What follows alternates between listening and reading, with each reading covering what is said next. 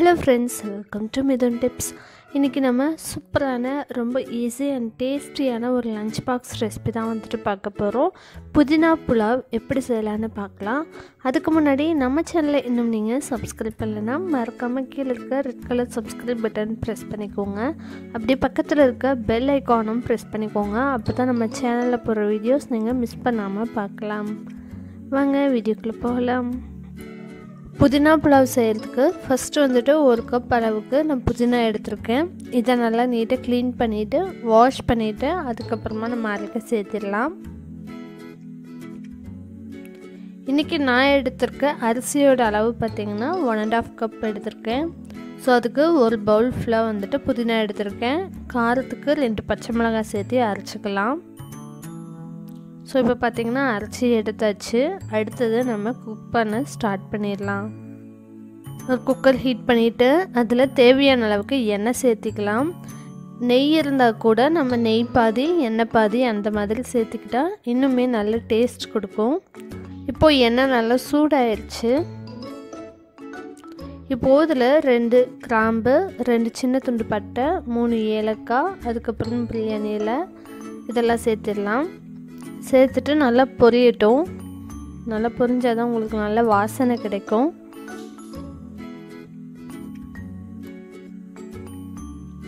இப்போது இது எல்லாமே பொரிய ஆரம்பிச்சிருச்சு. அடுத்தது இதில் 2 மீடியம் சைஸ் வெங்காயம் இந்த மாதிரி நீட்ட வாக்கில் நறுக்குனது சேர்த்திருக்கேன். இதுவும் பார்த்திங்கன்னா நல்லா ஃப்ரை பண்ணி விட்டுக்கலாம். செவந்து வர அளவுக்கு நல்லா வதக்கி விட்டுக்கலாம்.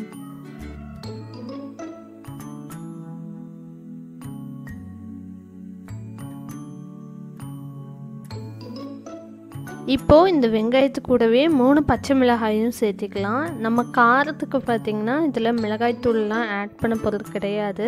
பச்சை மிளகாய் மட்டும்தான் நம்ம சேர்த்திக்க போகிறோம். ஏற்கனவே பார்த்திங்கன்னா நம்ம புதினா அரைக்கும் போதே பார்த்திங்கன்னா 2 பச்சை மிளகாய் சேர்த்திருந்தோம். இப்போது மறுபடியும் 3 சேர்த்திருக்கேன். நீங்கள் உங்கள் காரத்துக்கு தகுந்த மாதிரி சேர்த்திக்கலாம். இப்போது தக்காளி பார்த்திங்கன்னா சின்ன தக்காளியாக இருந்தால் 3 சேர்த்திக்கலாம். அல்லது ஓரளவுக்கு மீடியம் சைஸ் அப்படிங்கும்போது 2 தக்காளி எடுத்துக்கோங்க. இந்த மாதிரி கொஞ்சம் பொடியாக கட் பண்ணி சேர்த்திடலாம்.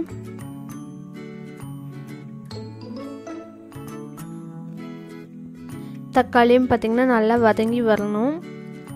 அதுக்கப்புறம் பார்த்திங்கன்னா இதில் நம்ம இஞ்சி பூண்டு பேஸ்ட் வந்துட்டு ஆட் பண்ணிக்கலாம். 1 டீஸ்பூன் அளவுக்கு இஞ்சி பூண்டு விழுது வந்து எடுத்திருக்கேன்.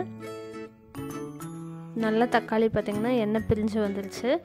இப்போது இஞ்சி பூண்டு சேர்த்துனதுக்கப்புறமா நல்லா பச்சை வாசனையும் போகணும். நல்லா வந்துட்டு வெங்காயம் தக்காளி கூட மிக்ஸ் ஆகணும். இந்த மாதிரி கலந்து விட்டுக்கலாம்.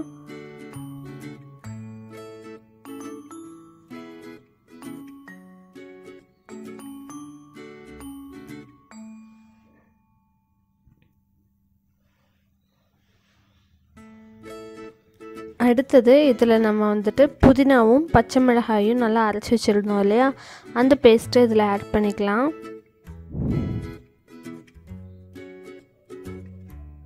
அதுவும் பார்த்திங்கன்னா நல்லா பச்சை வாசனை போகணும்.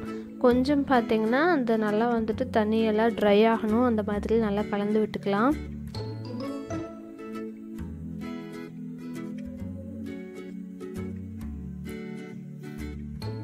இப்போ பார்த்திங்கன்னா பச்சை வாசனைலாம் போயிடுச்சு. இந்த ஸ்டேஜில் 1 கை அளவுக்கு மல்லித்தலை நல்லா பொடியாக நறுக்குனது சேர்த்திடலாம். சேர்த்துட்டு இதில் நல்லா மிக்ஸ் பண்ணி விட்டுக்கலாம்.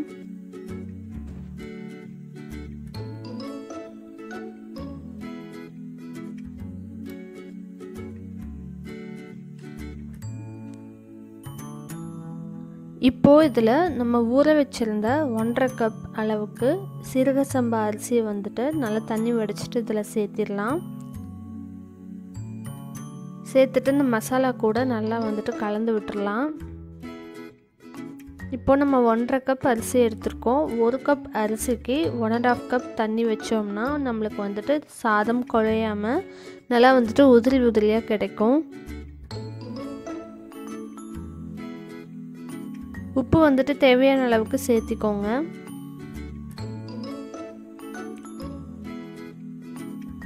அடுத்தது இதில் நம்ம ஏற்கனவே 1 கப் அரிசிக்கு 1.5 கப் அளவு தண்ணிங்கிற மாதிரி சேர்த்தியாச்சு. இப்போ நல்லா கலந்து விட்டுட்டு உப்பு செக் பண்ணி பார்த்துட்டு நம்ம வந்துட்டு தண்ணி கொதிச்சதும் மூடி வச்சிடலாம். இப்போ நல்லா கொதிக்க ஆரம்பிச்சிருச்சு.